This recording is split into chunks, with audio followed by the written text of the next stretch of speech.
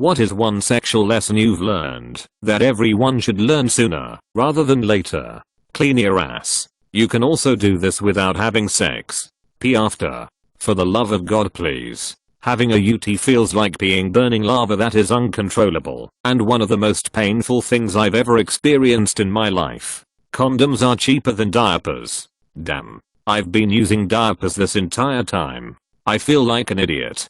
Foreplay is a part of sex, arguably one of the more important parts. It's the most important part, specifically for women. Sex without foreplay is like trying to bake a cake in an oven that isn't plugged in. You don't need to be a jackhammer or go on for an hour. No, jackhammering also applies when you're using fingers.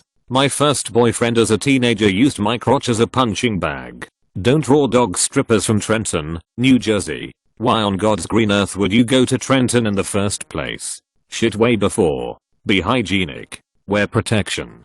Give more than you take. Instructions unclear. Shat 2 years ago and haven't had sex yet. If she starts moaning and squirming, don't stop or change what you're doing. I see so many self-centered people getting themselves off, but getting the other person off isn't hard. Generally, wander around their body, pay attention. If they start moaning and squirming, that's a big hint right there. Focus on making your partner feel good physically and emotionally. Everyone wins. Right before you go down on a girl, ask her if she's comfortable. Sex should be a mutually pleasurable experience. Relax and do what comes naturally. Contradictory pieces of advice, because I'm what comes naturally when I relax. As a woman, learning how my body worked and what it needed to get off. It took me a while, and all the while guys ask, what does it for you? And I wasn't being coy when I didn't answer. It was because I simply didn't know yet, and I couldn't tell anyone how to do it if I didn't know myself. So yeah, I'm old, so I did most of my adventuring in the late 90s, early 2000s. One question I would always ask my regular partners was, do you masturbate? There was still stigma, insert obvious joke here, attached to this kind of thing back then, especially for women, so they'd always say no. I'd reply that they should, because if they don't know how to pleasure themselves, they have no chance of telling me what they like. It resulted in some very beneficial relationships. Times have changed for the most part, and women seem to be much more confident in expressing themselves now. But there are still plenty of people trying to shame women over sex. So the message still bears repeating. Sex on the beach, just don't. It's wet, and that kind of cold, that penetrates your fucking bones, and the sand gets in places you can't get it out, and you think it'll be romantic, because you can see Denmark across the bay. Booty, it's not, because it's pitch black and you're frightened that ghosts are in the trees. Very specific and possibly Swedish. Give the woman a towel when you're done. Gotta say good game, while tossing it as well. It's good etiquette. Any appendage, pinky, penis, etc., that enters the anus should be kept well away from the vagina. Consider using different hands for each orifice. UTIs are no fun. Also wash with soap after digit play, male or female. If you rub your eye in your sleep, you could contract pinky. Also just gross. OFC. I don't know about women, but men, for the love of all things, cut your nails before digital foreplay. Edit. Yes, folks are correcting me. File your nails smooth. Better yet, just get weekly manicures, guys. If Michael Jordan and Kobe Bryant could, you can be as posh as them. Sex doesn't have to be serious. You can actually share a laugh during sex. It's a sign of being relaxed and comfortable with your partner. Especially since at some point, one of you will fart. Sex is just a game where both sides are trying to make the other side win. Relax and just have fun, and it's so much better. A game where both sides are trying to make the other side win. Depends on the kind of person you are playing with. What you see in porn is way off mark.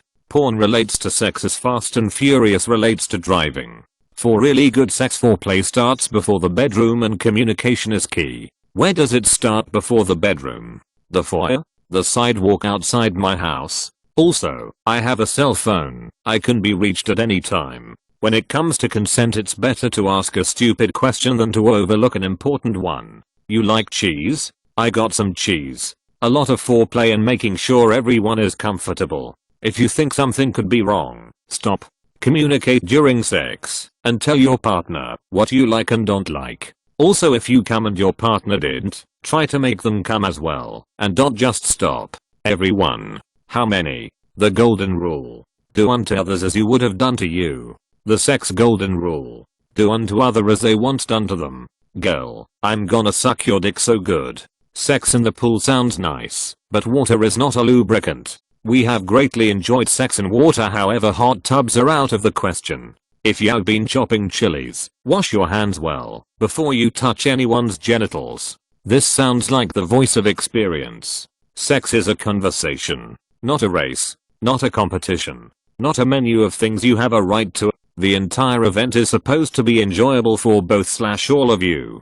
Don't be selfish, and don't try to win at sex. Relax, have fun, be respectful, play safe and communicate before, during and after. Porn is not sex. There are a lot of fun things you can do that you see in porn, but what you're seeing is a dramatization of sex. Approach things with respect and an open mind. The flow of sex is very different off screen, and again, communicate. There's a difference between harder and faster.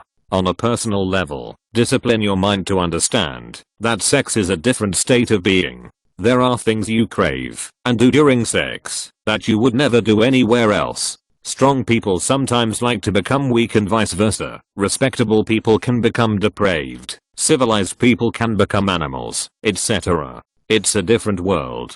Try to broaden your horizons and don't let your thoughts get in the way. If the thought of something being dirty or wicked turns you on, go with it. If the same thoughts interrupt your pleasure, try to get past it, or don't think, and just feel it. Respect limits. Don't be a bully, try to guilt someone, or push hard limits. At the same time, don't let someone do this to you. If you have a hard limit and it's unapproachable and someone is trying to coerce you in spite of your clear communication that it's a no-go area, leave. They don't respect you. It isn't going to be like porn. Even female-oriented porn doesn't give you the right idea. Get tested regularly. But I forgot to study, damn it. Communication is sexy. Talk during sex. Tell your partner what feels good. If you want them to change things up. What really drives you crazy? The worst thing is performing a sex act one way, maybe a way a former partner enjoyed it, and having it do nothing for your current partner. This extends to times when you won't actively have sex too. After, it's great to talk about what you really enjoyed. It's hard to hear a partner recall what they loved about the experience. Sexting isn't for everyone, but sharing kinks, or in general what makes sex pleasurable for you, before you have sex, makes the experience so much better. Talk about sex. Just because you're a man doesn't mean you have to fuck all the time, whenever people want you to. Men in general are thought to be horny all the time, and sometimes that's the case, and what some people think about all the time. But sometimes if you're tired, or busy or something, you don't have to drop everything you're doing. Because that's what real men do. Hate that some people get offended when you're not into the idea because they are told that men want sex constantly and take it as an attack. If that's not the case, read the instruction manual that comes with a person before attempting to operate the said person. Turn them off and then on again. Sex will be awkward sometimes, and that's totally fine.